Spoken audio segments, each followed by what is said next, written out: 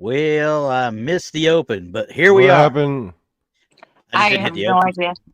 I had to I set up. I don't know was what he trying did. to work 3 things at once, and I didn't get to the open in time. Usually at the 2-second mark, Let's just I'll hit the okay. open. I'll do the music. Dun, dun, dun, dun, dun. Opening music. Whatever, it's okay. Brandy's literally- fired. Good. Thank Spooky God, stuff. finally. I knew you'd like to hear that, right?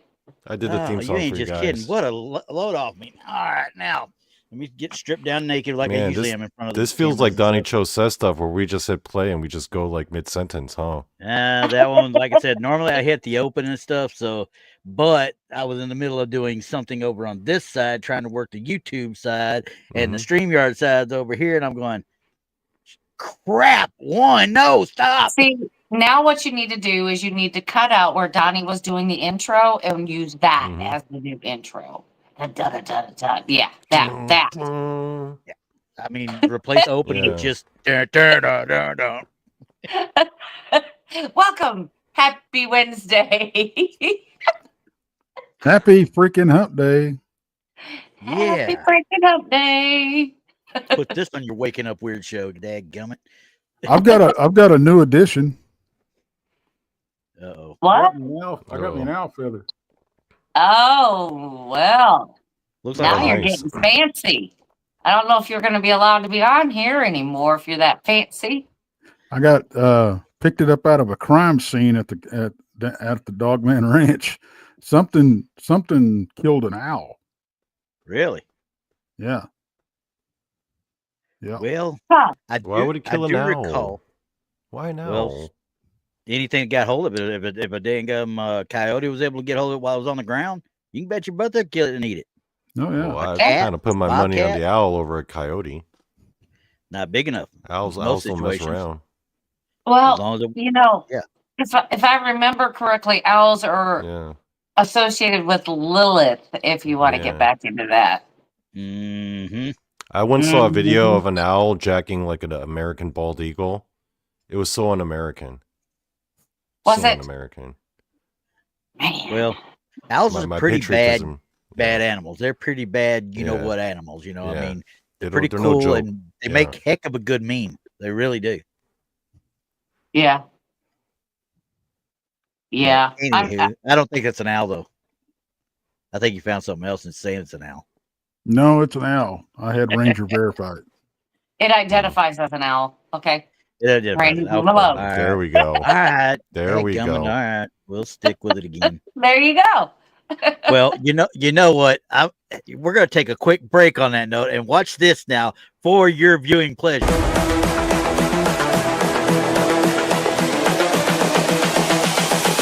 This is the future.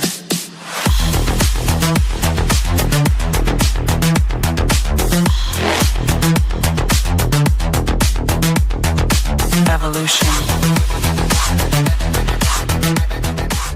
The Crossing Realms Conference launches September 19th and 20th and will dock in Richmond, Missouri. This is already being called the event of the year, folks, with an unprecedented list of speakers and special guests, 2 days of cryptids, UFOs, and paranormal presentations, along with a celebrity-filled ghost hunt, meet and greet, gallery reading, vendors, and a film screening. This promises to be both educational and fun. Go to eventbrite.com to secure your tickets and vendor slots before they are all abducted. They're going fast.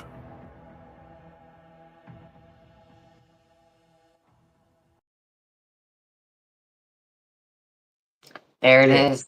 Now, we don't have to do any more talking about it. It's already done. All right, got it.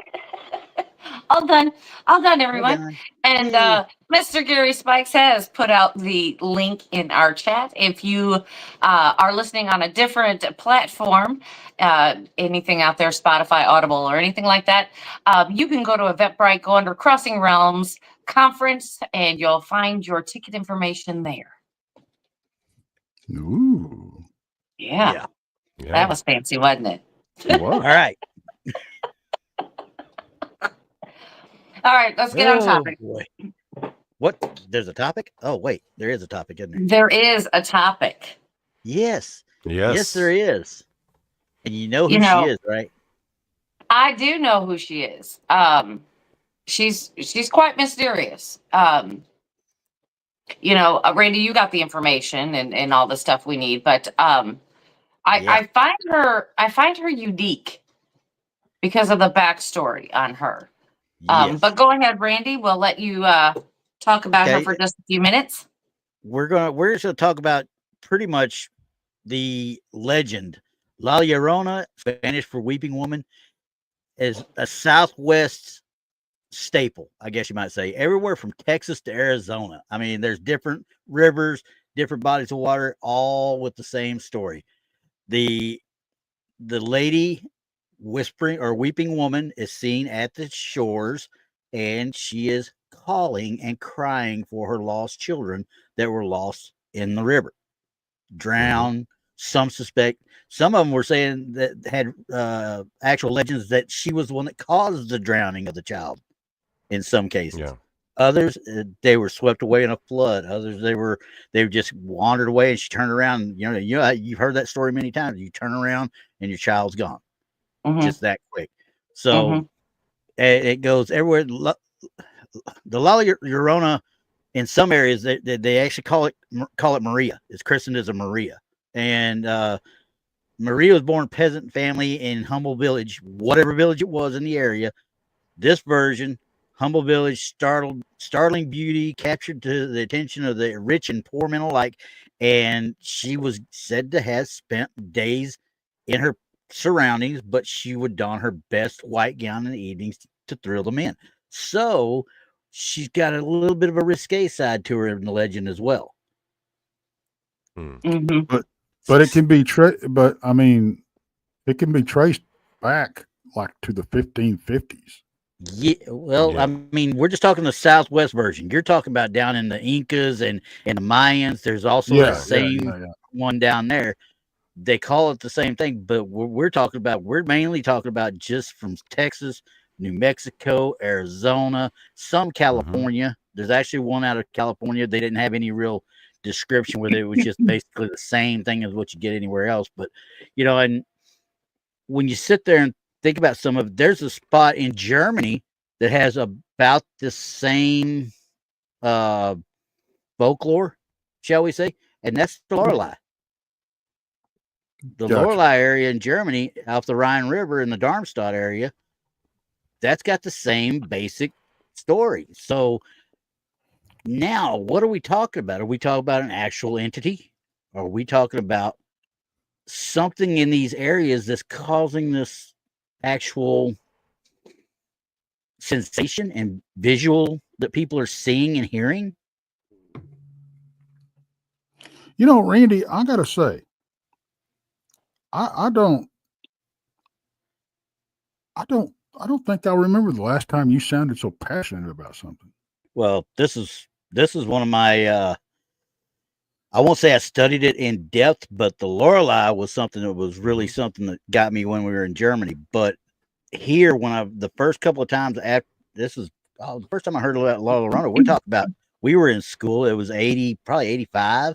The first time I'd actually heard the story. And I went to the Guadalupe down there trying to actually see if I could hear it, see if I could find it. And the Frio, a little bit north of there, there's the same thing. There's legends all around there about La Llorona. And now we had a guy on your on the front porch one time, probably a year and a half, 2 years ago now, I guess it was. And he was an investigator from down in that area. And he actually talked about La Llorona and him investigating it. But he was talking about it further even south than what I was. I mean, we're talking about, he was down in the valley where he was talking about doing that. I can't remember the river he was on, though. I want to say it was part of the Guadalupe, though, but I'm not for sure. Well, the story that I had heard forever was the one where she had her she met the man who is very rich. Okay. Yes. And his dad was always giving him grief because he thinks that he married beneath him, that he was disappointed in his son. So in a nearby village, they had built a house, and they moved in it for a while. And then they had 2 children. Then the husband started going off on his trips and whatever for businesses and stuff, to where he was really basically not at home. And in this time, she was getting depressed and more depressed. And then the last time that he was home, he paid more attention to the children than he did to her. So she knew that he was falling out of love with her. Yeah. And when he left, he never came back. So one day she was down by the river, and that she was basically so distraught that she put her kids in the river and drowned them. And they were floating down the river. And then when she saw them, she realized what she had done. Like, she just went into a fit of rage, killed her children. They started floating down the river. And then she tried to jump in the river and do the same thing to herself, everything that she could. Then it says that when she finally passed away, when she reached we'll just call it the pearly gates. It's the best way I can explain it. She reached the pearly gates. She was denied entrance because they were asking, where are your children? And you cannot enter without your children. So she has been destined to live on the earth until she finds her children. So you could hear her wailing and crying and all of this other kind of stuff by all kinds of rivers down through there. And what I gathered from it is, when she sees children that look like her own, she tries to lure them into the river. Yes. To drown them. That's one of the legends from South Texas as well, is that she is actually an evil spirit, is what they call her, and that she was actually trying to lure children to their death. Now, when we talk about the one that I talked about where they kissed Chris and Maria, there wasn't a talk about her being married per se, but she did have 2 small children out of wedlock. And she would keep that part hidden from the gentleman, and she liked all the attention. The gentleman, when she dressed up real, frilly and stuff like that, she liked the attention of it. But then she had these 2 kids. She could not show them the kids, or for fear all that's going to go away. Later on, it said that the 2 boys were found drowned in the river down the way, and they said that they couldn't figure out what had happened, but they found her dead shortly thereafter, and they believe she did it by her own hand. Yeah, that's possibly true. And that's probably true. So yeah, I mean, there's a lot of them. There's a lot of them out there, Right. Well, Be Kind in chat says, what a horrible legend. I personally do not believe that heavenly entities would inflict such a punishment. I agree. But I mean, should she even have been there? I mean, if she harmed her children like that, I don't know. I mean, again, that's what we're trying to really look at. Is this folklore? Is this real, or is this a real haunting? Is this something that is happening? Or, my other thing is that the story has gone on so long that maybe this is just, again, a manifestation, like Tex and I have talked about many times, that you're looking for her, so you're going to see her. Right. Exactly. Or you're wanting to hear her. You're going to hear her. Yes. Yep. Now, me, the guy with all the science in his head, he's sitting there thinking, all this stuff happens around a river, and usually at the bend of a river is when a lot of times these things are reported. Is there a wind at the time? Are we hearing something that is wind whistling, and we're thinking and we're wanting it to be, like you're saying? I mean, I've never experienced, don't get me wrong, I've never experienced it. I just love the folklore of it, just trying to think about what really, because we all know there's some nugget of truth in folklore and legend. In some way, shape, or form.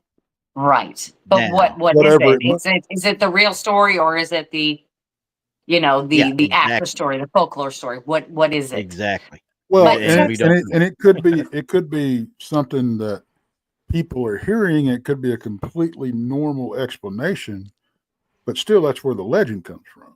Exactly. It's just a spooky thing that happens because of some geographical or geo.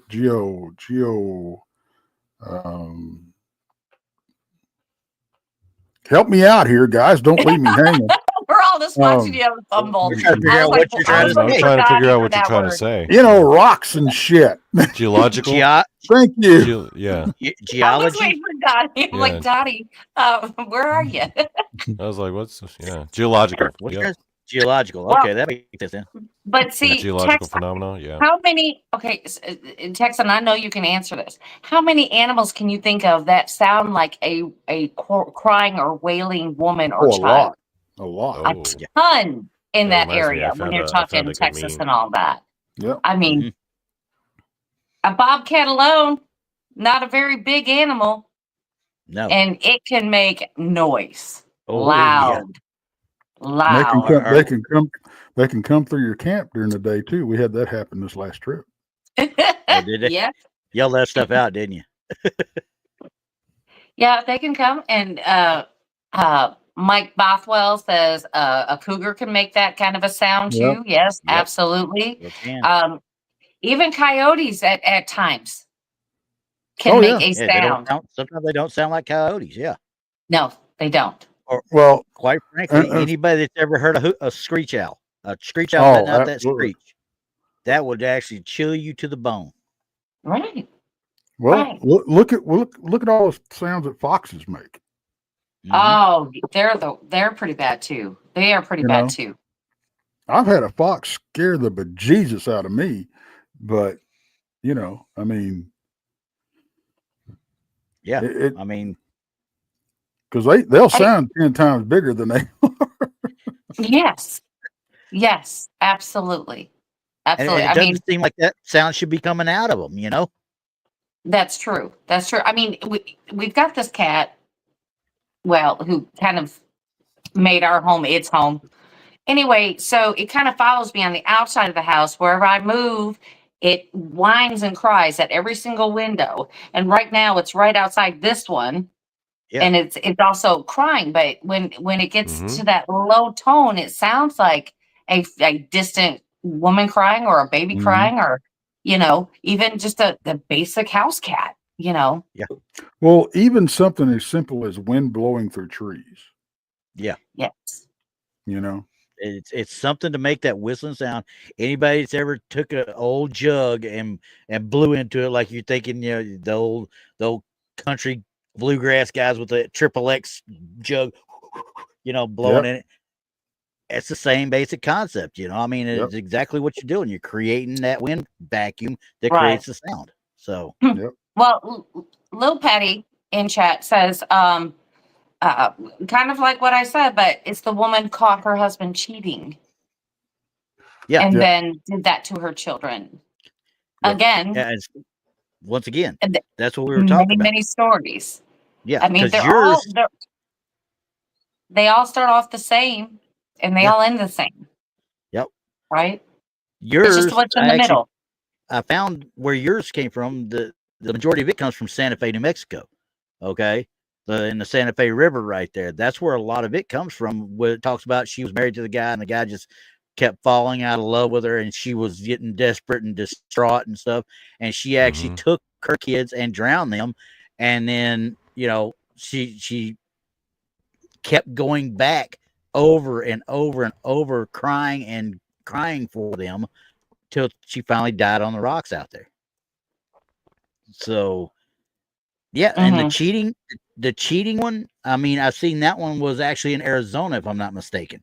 I saw one on that in Arizona that she was distraught because her husband had cheated on her, and she thought that the kids was why he was cheating on her.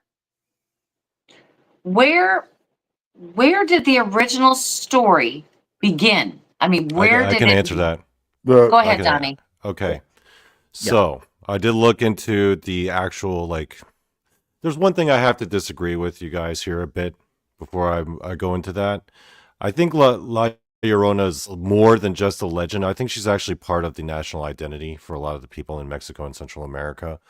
Because beyond just being a famous ghost story that they tell their kids, people have regular celebrations.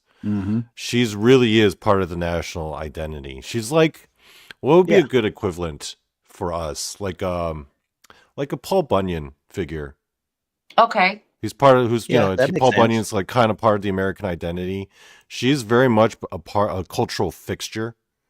Okay. So Do they bring her out on like Dia de los Muertos when they the Day of the Dead stuff? This is actually a Day of the Dead celebration where they're celebrating. That's what I thought. Okay, yeah, which La makes Llorona. perfect sense, and she's a legendary Day of the Dead person. So yeah, she's a culturally defining icon. Now, the furthest back we can go to, people. Okay, so part of the legend is that they believe that she might be an actual Aztec goddess. Right. She might be like a manifestation of that goddess. And the specific goddess I'm talking about is Chihuahuatl. She is the Aztec goddess. She's a patron goddess of women who have died in childbirth. Okay. She's basically a fertility goddess, but she's the one that they pray to when she's often depicted with weapons, spear and a shield. And the idea is that women who die in childbirth are granted their version of Valhalla under the care of Chihuahuatl. Because the idea is them dying in childbirth is the same as a soldier dying in war. They sacrifice themselves for the greater good. So they have their own version of like Valhalla for women like that. And there's a legend of Chihuahuatl where she like abandoned her son at a crossroads. And there was a legend of that. Now the Florentine Codex, which was first published in like 1510. This was an expeditionary publication where, the first people who did venture out to that part of the world, they came back and they did an ethnographic study of the people of Mexico and Central America, where they described their practices, their customs, their culture. And in this, they mentioned about how one of the famous omens, according to the Aztec belief system, was that of a crying woman, specifically crying for her children. And if that sound was heard, that was a really bad sign, right? This is 1510 in that part of the world. Yeah. So these legends were existing. Yeah, they were already circulating. And because everyone worshipped Chihuahuatl, the patron saint of motherhood, right? Who very famously sacrificed her own son, and who was believed to manifest as a weeping woman. And according to the Florentine Codex, the people there believed that that was one of the major omens. Now, there's another belief system where a lot of people think the real identity of La Llorona is La Malinche. La Malinche was a local native woman when Hernan Cortez, when he first landed and when he first made contact with the Aztec people, he befriended and he gained the service of a local native woman, La Malinche, who knew their language, and she served as their translator. As a matter of fact, she actually gave him the heads up when there was like very famously an attack was being planned against him, like a plot. There was a plot out against him. She gave him the heads up, saved his life, and basically was regarded as one of the driving forces behind the conquest of the Aztecs and the Spanish conquistadors basically ruling over that region. So she is seen as, it's odd because on the one hand, she's almost seen as like the mother of the Mexican nation because she actually gave birth to Cortez's child.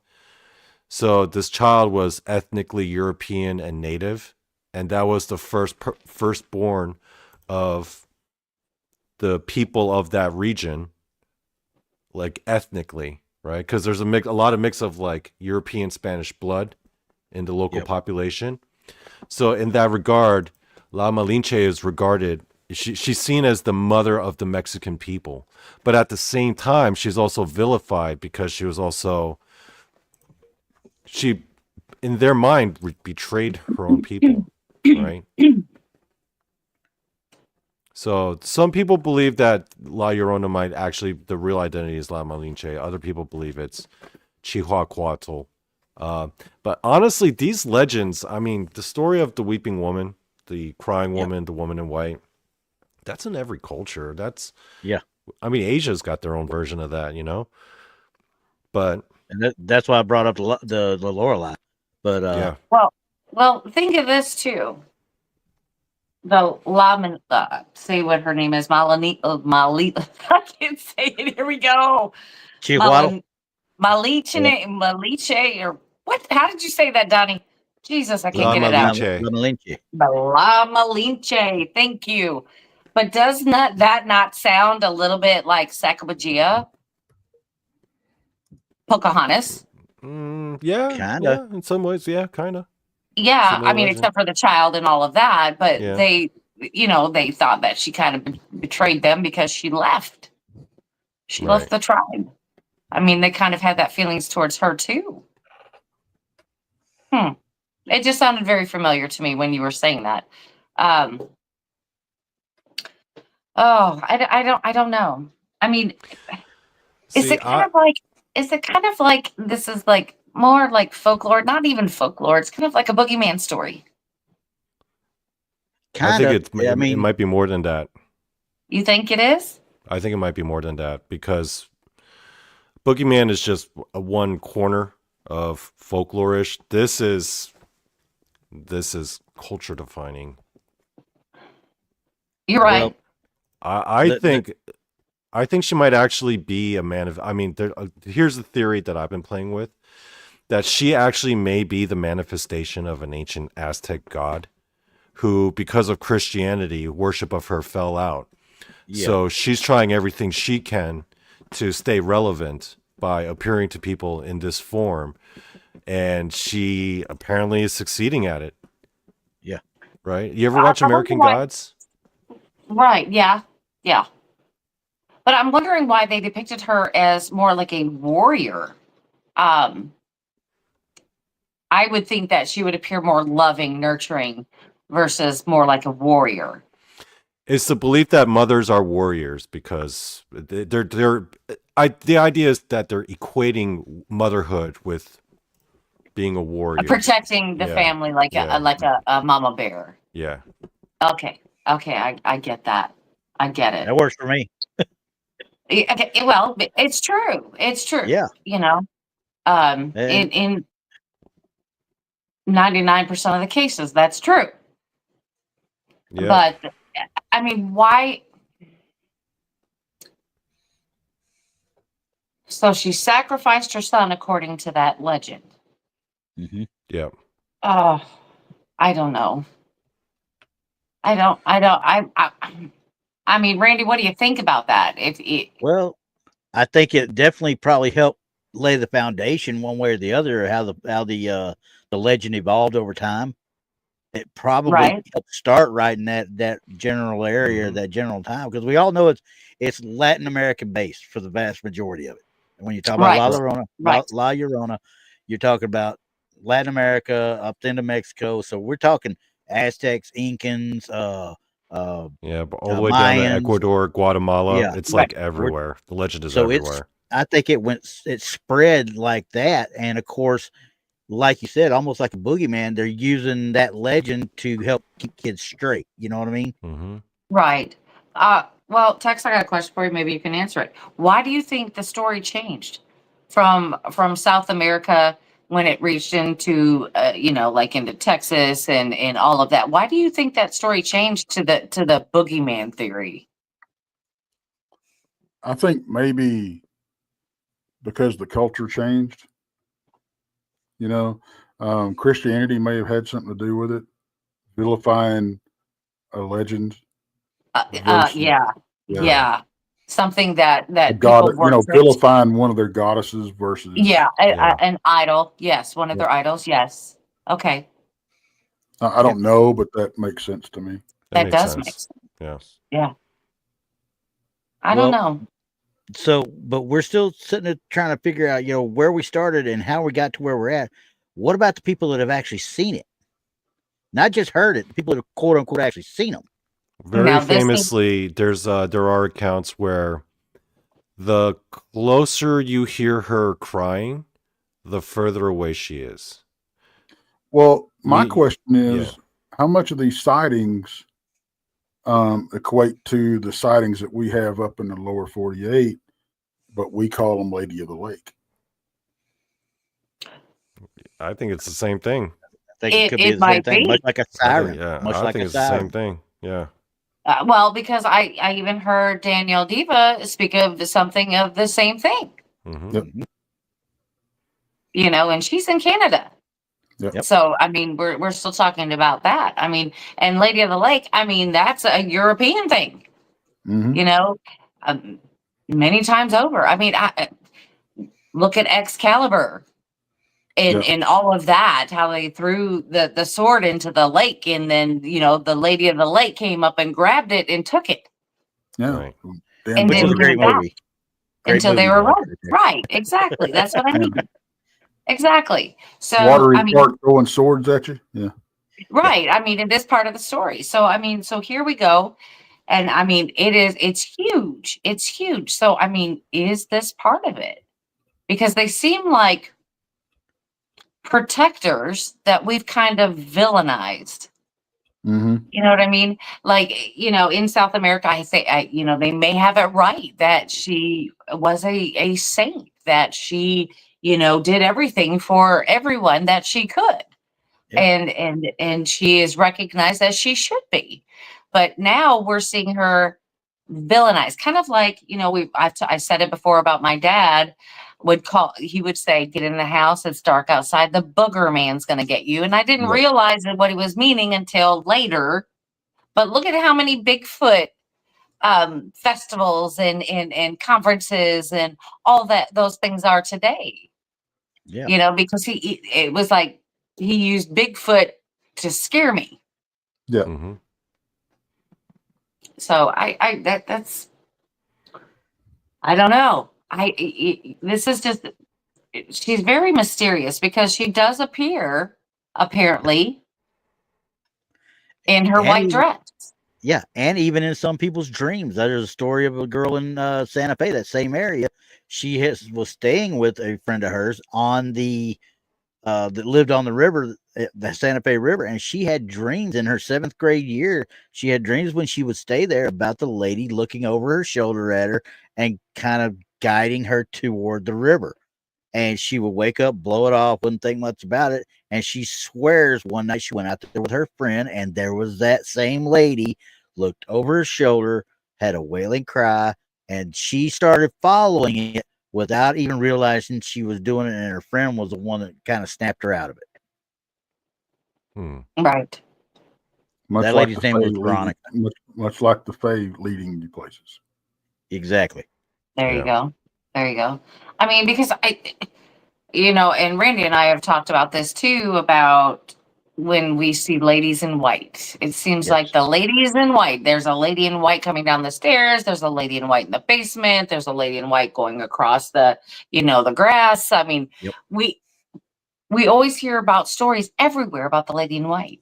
And my theory is that maybe they're not in white. It's just they're devoid of color, that they have not fully manifested color. So that's why they appear in white.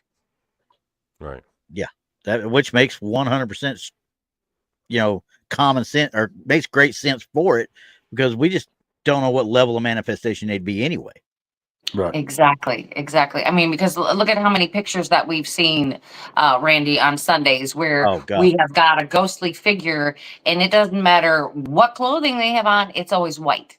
Yeah. It's always white. And have you ever noticed that it's always either you've got somebody that's always all white, or it's a black mass? There's very rarely any in between. Yeah, very rare. Very rare. I mean, unless you're seeing a full manifested, full-bodied apparition. Yeah. I mean, and that would be one that you wouldn't even know, you know. I mean, and those are very difficult. Those are very difficult. It's like the cowboy that I saw. You know, he was translucent, but you could see the difference in what he was carrying, what he was wearing, you know, the different colors and stuff. But it was you could see through him too. You know, I mean, it's really kind of hard to explain. But No, I get you. I mean, I understand exactly what you're saying. Because I mean, the full bodied, full manifested, I mean, you would have to look at them a couple times Yeah. to realize that they're not supposed to be there. Um, and like the picture that I caught with a full bodied, fully manifested color apparition was only in my photo. It Right. was not behind me. Mhm. When I took the picture, it was not there. Right. When I looked at the picture, it was there. So, I mean, they're super super hard to I don't know, to say, yeah, you don't belong here. I mean, I guess if you seen a person who is definitely dressed from a long ago era and they're standing there and maybe you can hear them speak or something like that and they just didn't sound quite right, I would have to guess, that may be one. Yeah. If they just Well, didn't quite fit in. well, it's like whatever I touched that night, it was laying in my bed. I thought it was my daughter, Mm-hmm. Mm-hmm. What the hell was that? Right. It was a How, full bodied apparition. I mean, you're talking about fully manifested. Yeah, but it was you thought it was your child, but you couldn't see the whole thing, so you couldn't No, see exactly what it looked like. no, But all I saw was the I top mean, of it the head. felt warm to the touch. Yeah, it was the top of the head that I patted. I mean, I didn't, and I just woke up. I don't, Yeah. I don't remember, I just kind of reached over and patted her lightly on the head. It's not like I reached over and took her temperature, Yeah, I mean, but I don't remember it being ghostly cold or anything like that sticking out. right? You didn't feel ice cold like some people. Well, I've experienced it too. A very cold area. Right. Yeah. Um, So I don't know. I mean, Which begs the question, how many fully manifested ghosts do we walk by every day And don't realize it. and don't even realize it? All these, these people that you walk by and you just happen to look back and they're gone. mhm. Yeah, That's true. That's true. yeah, because I had seen one at my old job, and I remember him distinctly because he just didn't quite fit in. Yeah. He had a white painter's cap on, he had glasses on, he had a real thick, full mustache. He just and I know from my generation, the painter's cap hasn't been a thing for many decades. Okay. Right, yeah. It just hadn't, So I'm like, this guy looks kind of strange. I'm like, that looks weird. And then I turn around to say something to somebody else, and I turn around back to look, and they're gone. Just absolutely gone. Mm. And I still remember that. But it was I had to look at it twice because it looked like it just didn't fit. Right. Yeah. But then again, you take yourself into a big city. Okay. Yeah. A big city. Take Dallas, take New York, take wherever you want to, where there's a lot of people bustling in the streets and there's a lot of foot traffic. How would you know, really? Yeah. Because here's one for you. If you're roaming around Cowtown down here in Fort Worth, how would you know if it's in period clothing or not? Exactly. Because people especially wear during that, Pioneer especially during the days day, the trail drive times. Yeah. Yeah. I guess the only way that you might know is the boots. Possibly, yeah. I don't think There's some of them that wear period boots too. Yeah. That's true. That's true. You're right. And a lot of the boots that are worn, you couldn't tell the difference. Yeah. Right. So, I mean, it's. Yeah. I mean, it's questionable. Yeah. Looking back on the La Llorona, though, I mean, I've got one of these stories right here that I got from this girl. This girl was in Mexico, and she was about 8. And she started becoming interested in all things paranormal, quote unquote, and she studied and researched La Llorona. Now, why somebody be doing this at 8 years old, I don't know, but this is what was written, you know. I can see a kid getting past. I mean, when I was a little kid, I was fascinated by monsters and stuff. So yeah, I was too. Don't get me wrong. Once again, hey, In Search of Leonard Nimoy. That and was this a is must. a girl. I mean, ghosts are just girly monsters. That's all. Exactly. So, but Monsters she said she heard something, heard a noise, and she went to check it out, and it was coming from her bathroom. Sounded like she was coming from the bathroom. She walked in and stopped at the sink, and suddenly her head was pushed into the sink, and the water started to run. The sink filled halfway up. She was trying to breathe. She couldn't breathe anymore. She thought she was going to die. She screamed, was able to get a scream out. Her mom came in and pulled her head out of the water. So now we're talking a real interaction here, quote unquote. All right. This is what the story states. And she froze. Her mother screamed. She asked what was wrong, and she stuttered, La Llorona. That was from a lady named Emily Ortiz. She submitted that thing, and I'm like, can you imagine the fear of that girl in that situation? And she was 8. 8. She was about 8, she says. Well, dang. Well, I mean, the folklore says that when she sees children that possibly look like her own, that she has a tendency to call to them or go to them. Go to them and try to bring them with her. Right. But, I can also, I have to say this, Randy, my child, she was 5 years old. She was in preschool. And I'm standing outside the schoolroom, and the teacher's going around the room asking the kids what their favorite animal is, blah, blah, blah.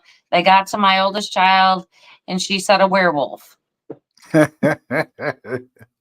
years old. Not got a girl. All right. I said, yeah, that's my kid.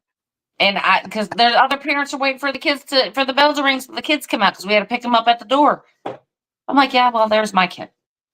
Yeah. Okay. Every one of mine we're like, yeah. Yeah. Okay. We got owls. We got freaking dinosaurs. Werewolf. What? Wait, right. Whoa, what?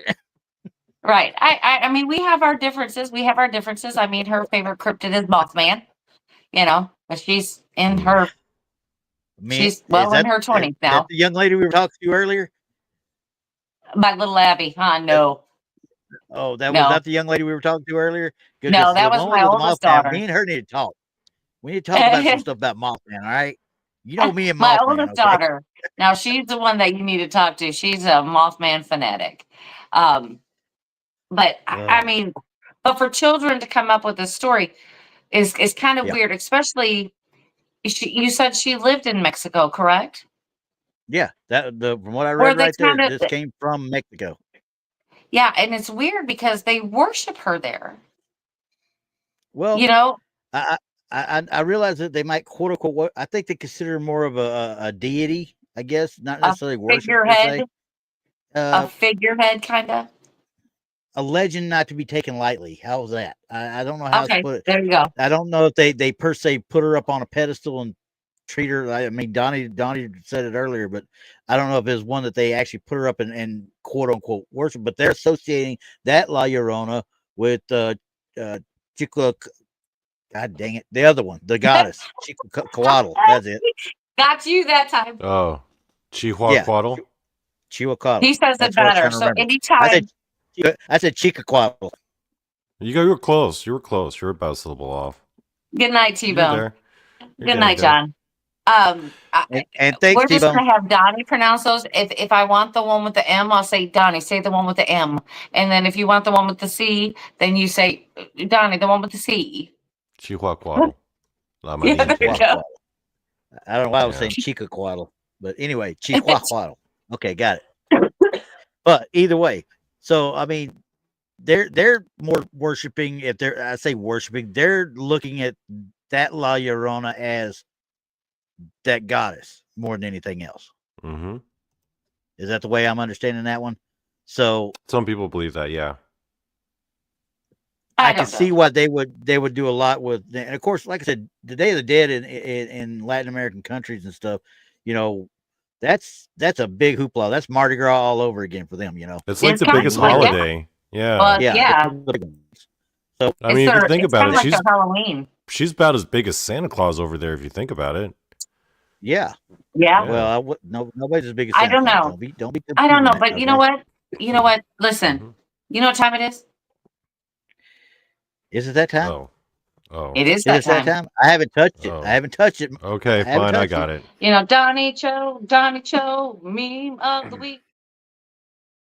Man, when it I comes was to nice. videos I didn't tonight, put the alert on there. Okay. when it comes to videos, tonight is not our night. But I found a few. I found a La Llorona meme. I just looked up La Llorona and meme, and I came across this gem. Ready? Wow. Yes. Okay. Expectativa and then realidad. And I put that little censored sign because it's a family show. Get it? Because cats. And, half the time people think it's La Llorona, but 9 times out of 10, it's cats doing their thing. Donnie. So let me translate this. First of all, we've got what you expect to see, what you really see. Yep. Yeah. Expectativa and realidad. What you think you hear and what you're really hearing. Really, yeah. Okay. And you know how we were talking about how, some ghosts are usually either all white or all black, like there's a lady in white, there's a man in black. I think there's a scientific reason for that. I think it has to do with the fact the way spirits, when they manifest, the way they interact with the light spectrum. I think there's a scientific, I'm not saying I know the scientific reason. I'm just saying there is a scientific reason. Like certain entities can only interface with certain wavelengths of the light spectrum. That's why you only get white or black, right? Yeah. But I think I found, of all the ghosts, the most powerful one. The Thanos of ghosts. Uh-oh. Uh-oh. Oh, man. Oh, Lord. You had to pull the polka dotted one, right? You Polka had to pull the dots. polka dot. When you The see a polka ghost dots. manifest with polka dots, you know he's the one. He is the one. I hope Oh, every my one of the Rhodes goodness. family finds you and smacks you for the fun of it. Oh, no. Oh, yeah, well. My Cody, goodness. don't blame me, Cody, if you're watching this, please. Oh. And the memes are brought to you by Donnie Cho Says Stuff. You can watch them on Saturday nights at 8:30 p.m. Central. Yeah. Speaking of wrestlers, actually, there's a wrestler based off La Llorona I found. Yes. Yep. Su Young from TNA. Yep. Oh, she's kind of scary. Yeah. She is. But Rosemary was her there for a character is while, based, her gimmick is based off the La Llorona legend. Now, what country is she based out of? Well, I mean, she's American. I mean, Su Young is clearly a Korean name. I don't think the actual wrestler is Korean. I think she's like half Asian, half white. Yeah, I think that's what she is. They did, because she was part of the Luchadors originally in Mexico, so that's probably where the gimmick came from. Yeah. Probably. Okay. But she ain't the most powerful one. Uh-oh. No. Somebody reach over and punch him. I love me some Dusty Rhodes, so I'm not going to. Oh, you ain't just kidding. Especially if he gets a good promo going with all she wrote. But anyway, what's next? I don't know. Little Patty's like, oh, poor Dusty.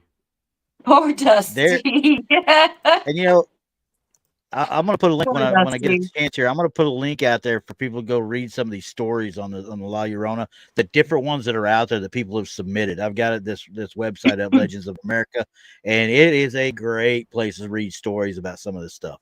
They've got, it's not just La Llorona, obviously, it's a lot of stuff out there, but this is one of the best places I've found stories of La Llorona. You know what I mean? So well, they have some great stories all around the U.S. Great folklore, great ghost stories. They've got some good stuff on that site, and I was like, man, and nobody's talking about some of these.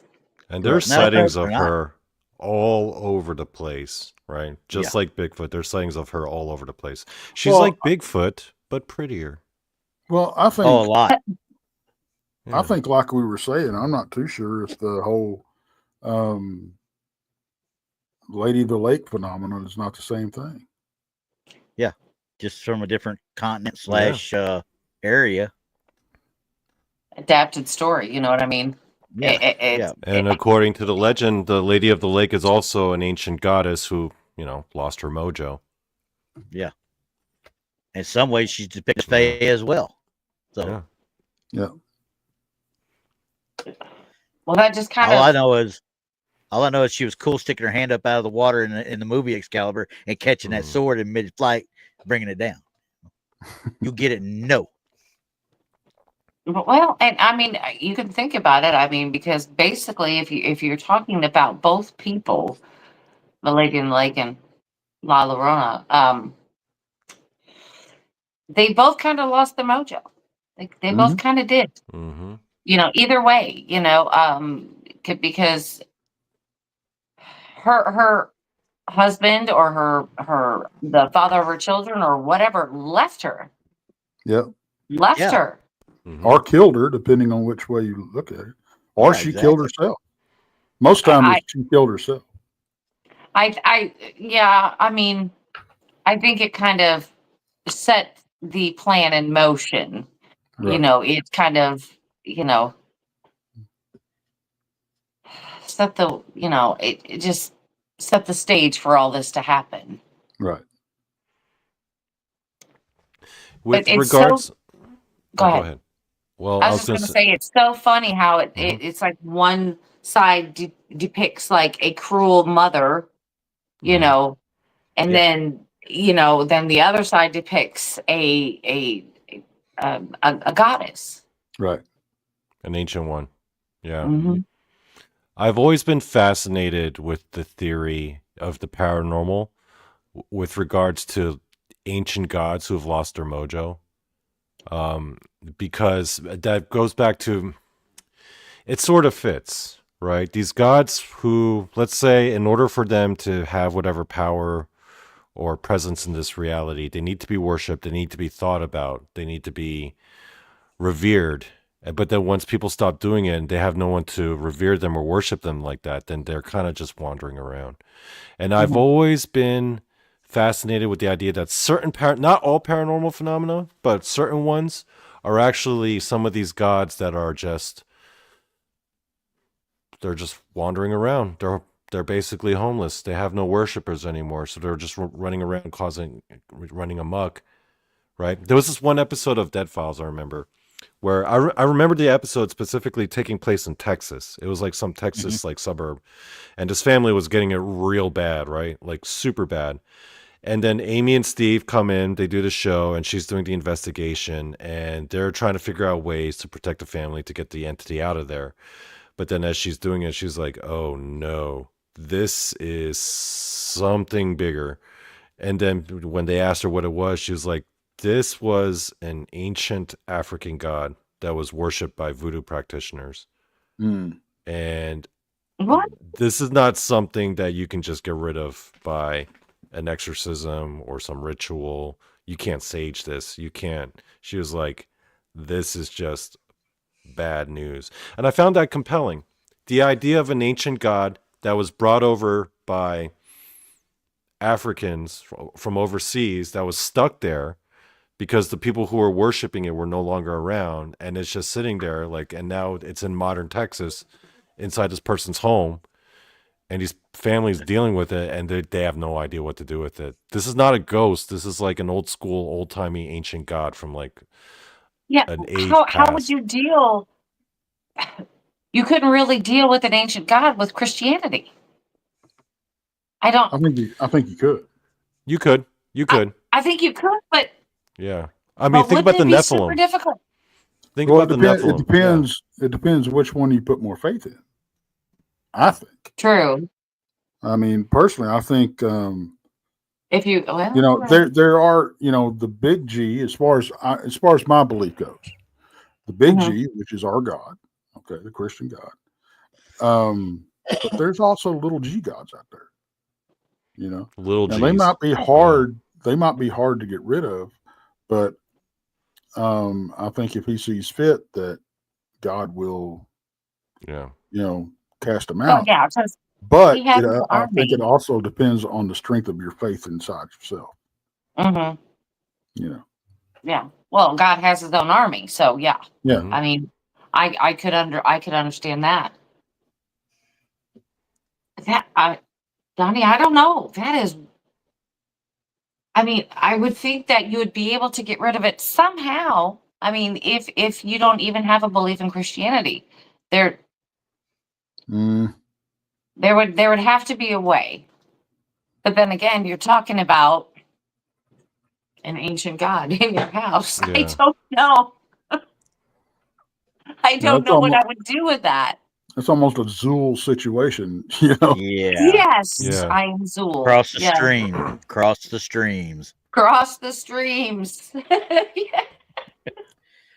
Yeah, I mean, let's honestly think about it, though. I mean, if okay, our Christianity, our God, yeah, we believe that way type thing, and we're not supposed to quote unquote believe in any of the others, quote unquote, right? False idols, so forth, so on, right? Right. But in polytheistic societies, say Greece, Rome, those, and Egypt and such, they help establish the culture that we still use today. I mean, you've got to take everything as one and decide what's best for you. But I'm not saying that there's still people out there that are polytheistic, really, other than. Oh, there is. Not to the point that they were back then, though, is what I'm saying. The following has decreased. Yeah, because I mean, the Greek gods. I mean, if you'd have gone back to that time frame, just the way that they write about ancient Greece and said something bad about Zeus, good Lord, you're liable to be drawn and quartered. Oh, absolutely. Just for saying something stupid, Right. I mean, it's the same thing. If we were speaking of Ra, the sun god, Yeah. I mean and not the other Ra, not the other Ra, not the other one, no. That's why I said the sun god, god. Yeah. I mean, you could definitely be in a world of trouble. Yeah. So, but I mean, it's interesting what Donnie said, though, that when these ancient gods are losing their following, that they're losing the power, the belief system in them that they used to have. which hurts their power. Could they cause chaos in modern day society? Oh, absolutely. I think they do. I don't see why not. I think they do. Yeah. I think they lead people away from. I think part of all the chaos that we have is them getting involved, them trying to get a foothold. So because they don't have the following that they used to. So it's a common misconception. Jason and I actually did a show last year, well, more than a year ago, about this. It's a common misconception amongst a lot of people that the Bible says that there's only one God. Psalms 81:82. We actually did an episode about this back in the day. Psalms 81:82 actually mentions that it's weird because in that passage, God, like God of Abraham, Israel, actually goes and meets with other lowercase g's and talks with them and has like a dialogue with them. So then people have a hard time making sense of that because they're saying, wait a minute, is the Bible actually like outright acknowledging that other gods exist? Absolutely. To which we say, like Jason and I concluded, is like the Bible never actually says that those other gods or other beings don't exist. It just says don't worship them. Exactly. Yeah. Right. When it refers to false idols. Right. When it refers to false idols, that's exactly what it means. Yeah, but it never outright says they don't exist and that people are deluded. Okay. Yeah, it's saying that believe in him, the supreme being. Yeah, I got it. Yeah. So I think, and Jason's theory is that a lot of what we talk about with the Nephilim and the Watchers, they may have actually be some of those ancient gods that were worshipped in like ancient Mesopotamia. See, I lost their wondered mojo, about that. And that's why they got such an axe to grind because the people abandoned them. Yep. I've always wondered about that. Yeah. Makes perfect Because I sense mean, to we me. always hear about the Watchers. Always hear about the Watchers. You know, some are more prominent than the others. Mhm. But man, Think about all those, like, you know, those famous demon names like Baal, all right? People say that that's like the name of a demon. Well, it was actually a Mesopotamian god before it became a demon. Yep. People stopped Sure worshiping was. it, and then it became a demon, you know? Yep. you think they're just Once it mad became part of the or angry? Christian faith, it became Wouldn't a you demon be? then, right? I think Yeah. that it's if you don't believe in these things, you're fooling yourself. You're sticking your head in the sand. Because believing and worshiping is two different things. Oh, very different things, yeah. You know, and I think that's where people get twisted. Because Yeah. 9 times out of 10, you talk to a Bible thumping Christian and say, "Well, I believe in." If you walked up to one of these holy rollers, born again Christians that are think they know everything, and you said, "Well, I believe in Baal and Baal and all this kind of stuff," they're going to tell you you're going to hell because you believe in that stuff, or you believe in the devil. You can say that. Mm-hmm. But they don't. That's because they don't understand what the Bible says. Right. You know, they don't understand the teachings. They're not telling us not to believe in these things. You better believe in these things. Yeah. Because if you don't, you're leaving yourself open. Okay. Yeah. If Just you got don't worship. if you got any form of theological sense, you're going to acknowledge that things like the devil and demons do exist. Exactly. Well, right. And that's one of the main problems that I have with a lot of these organized religions, these churches. When you walk into a church, they expect you to believe in a supernatural being to save your soul. Mm-hmm. But then they turn their backs on everything else that's supernatural. Zero supernatural talk after that. Yeah. And it's I know like exactly you what you can't mean. have your cake and eat it too. You just can't. Yeah. You know, because if you've got this supernatural being out there, you've got a lot of other stuff. You know, you need to really read your Bible because you don't understand what it's saying. Right. Because that's and well, thank you, Brett. I was just about to say the same thing. What's the quote about the devil's greatest trick is convincing people they don't exist. Yeah. You know? Right. I'm a firm believer that you can't have light without darkness, and you can't have darkness without light. Absolutely. Yeah. And I mean, just because we acknowledge that they exist doesn't mean, like Tex said, just because we acknowledge something exists doesn't mean that we worship them. I mean, that's a pretty long stretch. I mean, yeah, I believe ghosts exist. It doesn't mean I worship them. I believe Bigfoot exists. Doesn't mean and that's the problem, though. Yeah. And that's part of the problem because a lot of people that listen to channels like ours, okay, will hear us talking about this or something like it, and automatically assume that we don't believe in God and all this kind of stuff. Right. It's because they're so close-minded and they don't know what the hell they're talking about. Right. You know.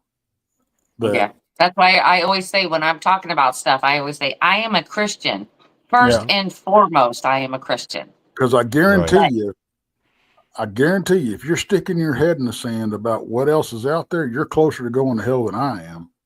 Because I know what I'm dealing with. You know, you don't. So you have no idea what's coming. You have no idea what's trying to get its foot in the door with you. And believe me, every day you have that battle every day. Right. Yeah. And with this channel, with this channel right here, Paranormal Show and Tell. Yeah. Yep. Donnie and Randy and Paul and Tex and myself, we've gone over these stories where the bad guy has gotten in. Yep. He's got his foot in the door, made it all the way in the house. You know what I mean? So there are other things out there, and I do know that they exist. Right. I just don't. Now, how do I say? I don't acknowledge them. Now, I will say this. I don't expect everybody to roll around in the mud and get dirty with these things. Oh gosh, Okay. no. Leave that to, learn from what we do. Right. Yeah. Okay. Because I'm one that will go toe to toe with them. I don't care. But and people will tell me all the time, And pee you on better 'em. watch out. You better watch out what you're dealing with. Trust me. I'm more prepared to deal with what I'm dealing with than what you're dealing with, and that you're not prepared for. So wait, Tex, I'm curious now. Is there any paranormal or supernatural entity where you wouldn't deal? You'd just be like, nope, I'm out of here. Nothing I've ran across yet. I'll put it that way. Oh, well, Brandi, yeah, Brandi. Like, no. I would say anything that is for me. It'd be anything that is pure demonic. I don't want anything to do with it. I don't want to. if I don't want to mess with that. I even get the hint or a feeling or anything from it, I'm calling somebody who can deal with this situation because I don't want to deal with it. There's so many stories about people who have dealt with a demonic entity, and they have kind of like been marked, kind of like now that you've dealt with them, now every demon knows who you are. Yeah. They know everything about you. They all know. Yeah. No, not me. Not me. But the thing about it is, 99% of the stuff that people call demonic aren't. Right. They're few and far between. That's what we try to tell everybody. It's when you're dealing with something demonic, it's on a whole new level. And if you don't think I'm going to throw up, throw up the bat signal for some help, you're dead wrong. Because I will definitely do that. If I feel like I'm out of my realm, I'm not that damn arrogant, folks. I'm not that stupid. This is me though. I'm going to throw up that Christian gang sign. Yeah, right. Yeah. That's what I'm doing. That's what I'm doing, and I'm going to back out. You know what I mean? That's what I'm doing. That's just something that I would rather deal with, perhaps any cryptid than a demonic entity. Any cryptid? Any day. Any cryptid? Any cryptid. Because at least I can see them. Well, yeah. A demonic entity, you can't. Yeah, you can't. Yeah. And the demonic entity will lay in wait for you for years, decades. It's a slow crawl, but they'll get you. You know what I mean? If you let them. And the thing about it is, it won't necessarily hurt you specifically. It will hurt those around you to get to you. Right. Yes.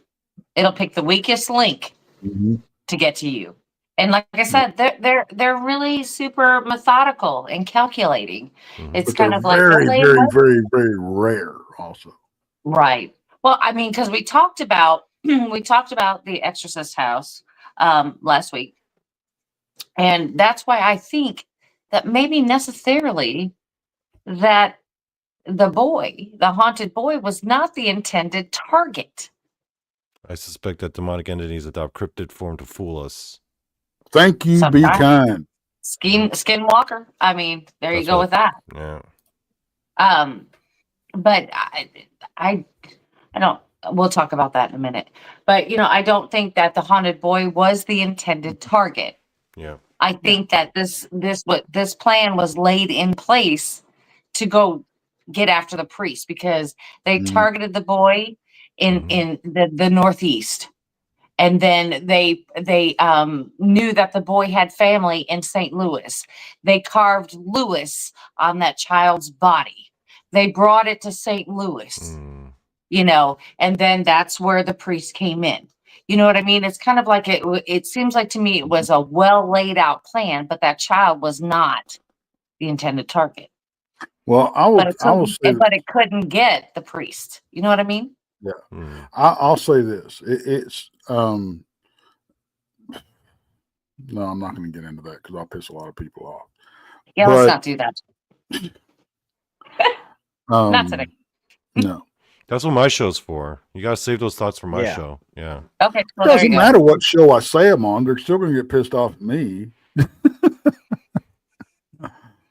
So, Yeah, I'll say it on my show, so I won't, you know. But, I mean, nobody watches my show, so it's all good. Your secret is safe with us.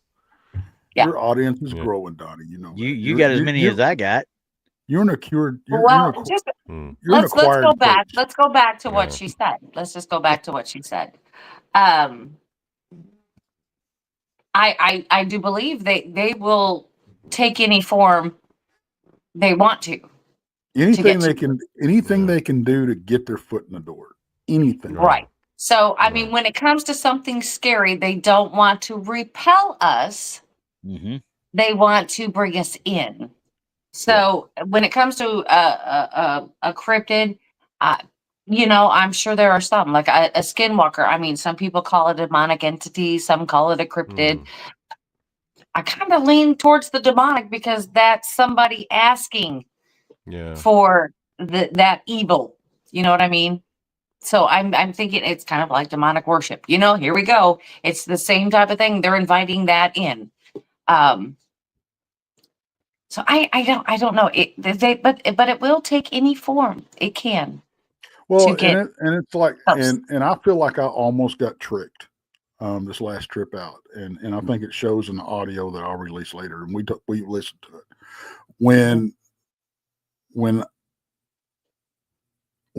when I challenged this thing, I had to back up and tell and make it clear this is not an invitation. Okay. So, but if I caught myself when I said what I did, and that's why I went back and said, don't think this is an invitation. Right. Because that's all they need. That's it. You know. That's it. And you started in the audio, which when you release it, everybody will be able to hear it. But you started it by saying, I'm right here. Yeah. You know what I mean? Exactly. And that's an invitation. Yeah. So when you corrected yourself, it probably, we'll talk about more of that, but I think that's why it ended the way it did. Because you revoked that invitation. Yeah. Yeah. Yeah. I was pissed. I was pissed. Well, I probably wouldn't have been as mad. There's two things that made me mad when all that stuff went down. One, it was the reaction I got from Ullerson and his wife when I told them what I saw, and that they have had to deal with these in the past. That pissed me off because they're great people. They don't need to be dealing with these things. Number two was the fact that what she saw and what happened to me when I fell off the stairs, she actually saw something grab my pants leg. You know, so and I felt it. I mean, there was no doubt. I thought I got wrapped up in something. But the weird thing about it is, when I walked up the steps, I didn't have to make my way over any briars or anything. The steps were clear. So why would it be there when I walked back down? You know, but it felt like something had grabbed my leg and pulled it up underneath me. Because I went from the third step, I was stepping down to the second step, and that's when it happened. And I went from there airborne. It's not like I tripped down the stairs. You know, I went completely airborne and landed in the briars and shit. So, yeah, but I was mad, you know, and it almost fooled me. It almost fooled me. So you got to watch yourself. Yeah, it'll play with you. It'll definitely play with you. You know, and especially what his wife had said that she had seen. Yep. I mean, we talked about this on Texas Front Porch on Monday. That she's seen an actual, kind of like a hand that come out, but it wasn't a human hand. Right. It was it more ghostly? Would you say more ghostly, kind of wispy? She said it had like a fog aspect to it. Okay. But it looked like a hand. So it was you know, what do you want? If you want to call it ghostly, call it ghostly. You know. But that's why, because that's why I have a thing that you're not dealing with just perhaps Dogman out there. I think you're dealing with a whole lot of other stuff, because you also said that the people who had originally built that place were buried there. Yeah. So, I mean, I think there may be more. I mean, because we don't know the complete history on the family. I do, because we did go back after the homestead and just my personal feelings and everything. And there's a few other feelings that people that had the same feelings. I think that particular family has moved on. Okay. But there's several unmarked graves out there from people that we have no idea how they died, what they were, or whatever.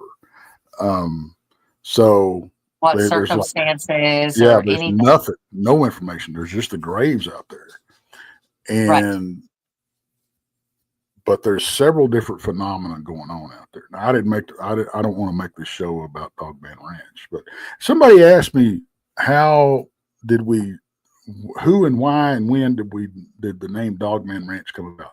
That was me, okay, because that's the investigation that we're doing out there. There's been several sighted out there, so it's just, and we have to keep the location secret. It does not have a proper name, and it's just something that I gave it because we all know what we're talking about. Right. The name may change once we figure out what is exactly out there. Yeah, what's exactly causing the problems. It may be something totally different. It may be different. We're not sure. With Tex and his adventures, again, it's bringing back the evidence. It's analyzing the evidence and, trying to pull some truth out of it, to figure out what exactly it is. I don't know what was chomping its teeth at me out there, but exactly. But the truth may be different for everyone, though. I mean, that is another thing. Exactly. Somebody might say, "Oh, well, it was a bear. Oh, it was a dog man. It was something else."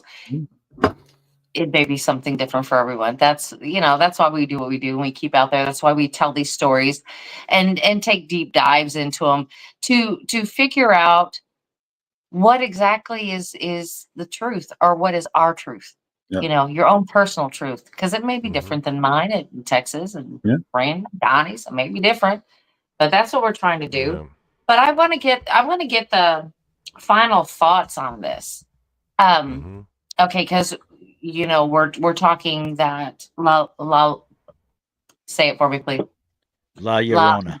Llorona. Thank you, because it's not La Llorona, it's Llorona. Llorona. Okay, Llorona. And I mean, is it the goddess? Is it folklore? Is it a scary bedtime story? Is it something our parents used to tell you as children just so you'll stay away from the river and not get in it? I mean, what do you think it actually is? It's my Sharona. Yes. My Sharona. Thank you, Pancho. Thanks. I mean, what do you really think it is? I mean, honestly. I mean, do you think it is a goddess that should be celebrated, or what? Randy looks like he's just about to bust. What do you got, Randy? I'm just thinking because that's why I saw smoke. Yeah, you saw a couple of it coming out of there, but the biggest thing I would say is when you sit there and think about the La Llorona that we're talking about, that we started off with before we even got into the history of the goddesses and such like that. This is a folklore that's been in the Southwest since probably the 1800s, more than likely is when it first really came to be known. And this, while it can be used as a boogeyman style, keep the kids straight type thing, there's too many stories of people with interaction with it. I think there's something to it, but I think it's an entity of some sort, not necessarily a goddess. Quite frankly, it fits all the earmarks of a siren. Is what it does. Yep, it does. So that's kind of where I'm leaning with as an entity like a siren. I mean, we've talked about all the evil entities like the incubus, the succubus, now the sirens, and there was one other one, I can't remember which one it was, I looked up earlier, but the siren is part of it. It's there to lead somebody to their death. Right. And that's how they maintain their power. Thank you, Mike. Yeah. Thanks, Thank Mike. you, Mike. I think I think the folklore story is leaning towards the siren. Yeah. It is, but it's also leaning towards the same story told worldwide, just a hair different. Yeah. Just a hair different. And so, I mean, the story that everybody talks about, her ghostly this and ghostly that. Well, there may be some truth, and people are maybe seeing this. But like I said, if you go out there looking for her, you're going to find her. Whether exactly, you're probably going to manifest her. Yep. I mean, I think that's what's going to happen. You're going to manifest that folklore story, not necessarily the goddess that we had spoke of. Right. You're going to manifest that energy, whatever it may be. Yes. Right. Yes. That's what I think. Absolutely. Well, Donnie, it's up to you now. What do you think? I'm not saying La Llorona is definitely like an ancient god, but I do believe that the ancient gods were real. Now, whether or not you want to interpret them as demons or maybe extraterrestrials, that's up to you, right? Because just because we acknowledge that ancient gods were real doesn't mean that we worship them or we give reverence to them, because we don't worship these ghosts. We don't worship like cryptids or nothing just because we actually believe in their existence and we talk about them. That being said, if you would like to worship Dogman, come join me on my show, Donnie Cho Says Stuff, where I have indeed started the Church of Dogman. And we do meet and we do give praise and thanks to our Lord and Savior Dogman. And there's tithe. It's tax-free. I've started a 501c3 form. So you could donate directly to the church. You don't have to give your percentage of that super chat money. Keep that and just donate 100% tax-free to the Church of Dogman, where we glorify his name, our Lord and Savior Dogman. And that is not to be confused with the Church of Elvis. Just saying. Yes. Okay, wait a second. The flying spaghetti monster. Time out. Wait a second. I'm starting to feel the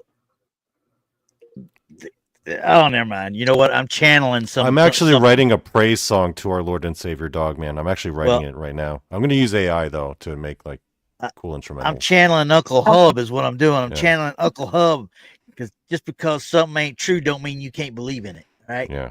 Right. Right. Right. Yeah, I believe there is some truth to folklore. I always have. A lot of the faith stories are folklore, but there's got to be some truth somewhere with them. So I don't know. We're going to let everybody else out there in chat and all our listening platforms decide what that is for you. Because this one, Donnie, or not Donnie, but Randy had asked me, if I wanted to do this story. And I said, yeah. And I said, she is mysterious. Yep. Mm-hmm. And yep, she is. So I'm just going to leave it at that. I don't know. Like I said, there's a truth somewhere. Just somewhere. So anyway, well, let's just move on and wrap this show up tonight. Somewhere in there. Right, there's some truth. All what right. do you got going on? What do you got going on Saturday night there, Donnie? Saturday night on Donnie Cho Says Stuff. Come join me and Randy. I will announce it. It'll be live, no pre-record like last week. And we will discuss if Satanism has infiltrated the WWE. Well, there you go. We believe it. And Tex, what do you got going on Monday? You me? Yeah. He'll remember. I don't think we've got anything scheduled. I don't think we do either. We'll have to just figure Get that Jason one out. on. Get Jason on. Yeah. Oh, and by the way, if y'all haven't noticed, Jason is back. Oh yeah, He is He is back. back. He did restart Zero Papers. He just released his first video. Yeah, and he is going to be coming out with regular content. So guys, if you haven't subscribed to Jason's channel, Siru Papers, SIRU, please do so because he's coming out with some good stuff. And I've been helping him behind the scenes with some stuff, and I'm kind of excited with what's going to be coming out. So Well, He's and gone. Yeah. he's got a really good presence over on Rumble. Yes. Yeah, And yeah. like I was getting ready to say that Yeah. he is posting all his videos on Rumble, so you can catch it there Yeah. if you didn't catch it live. Either Yeah. or.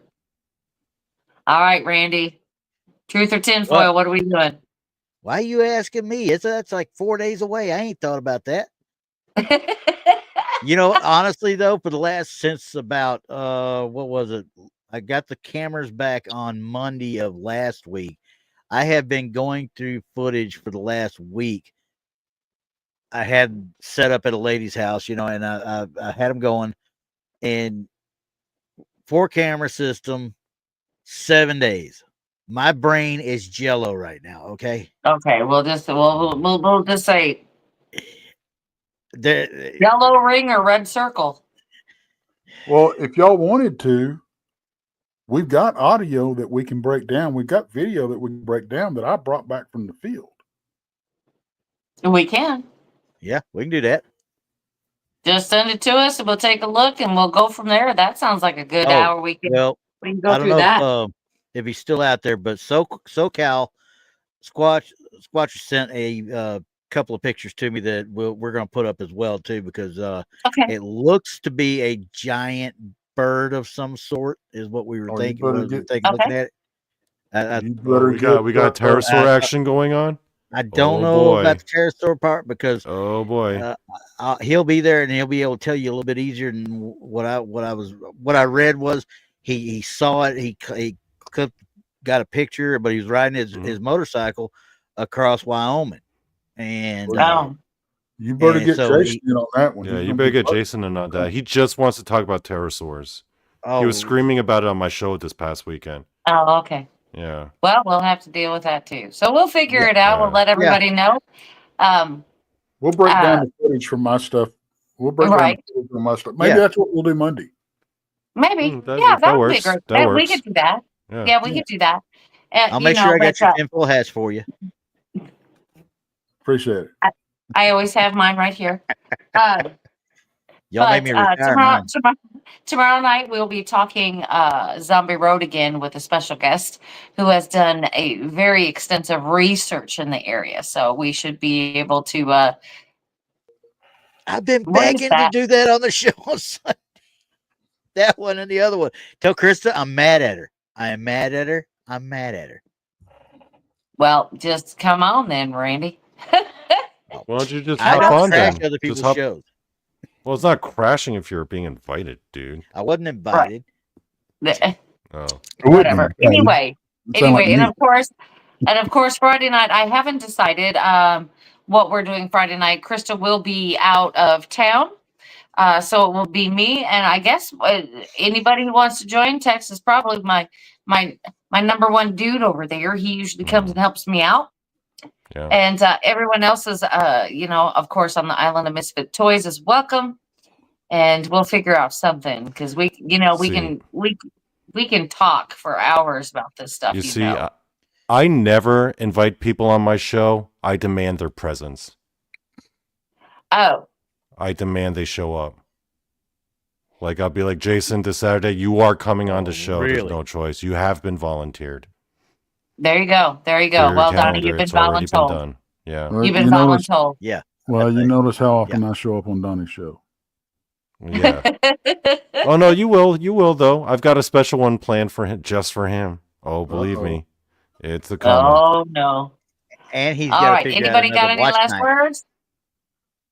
Right. We gotta have another movie night. Anybody got any last words? Won't get killed. No, I think we're honestly, I think we're right back to where, what we were talking about.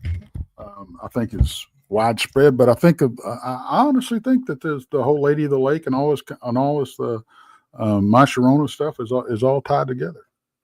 All tied together, just adapted to whatever area. Yep. All right, everybody. Well, I guess we're done for this evening, and we'll see everybody next Wednesday. Good night, All everybody. Night, Here we everybody. go. All right. Press the right Goodbye. button this time. I hit- Bye.